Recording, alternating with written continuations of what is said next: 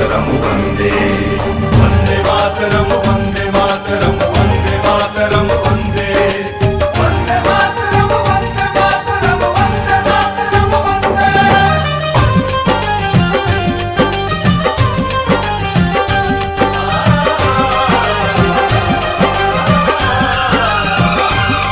मेरा रंग दे बसंती चोला था भगत सिंह ने बोला, जब भड़का क्रांति का सोला आसन दुश्मन का टोला। आजादी के निशानी हो, वीरता के कहानी हो, जन जन में जगा दे इनका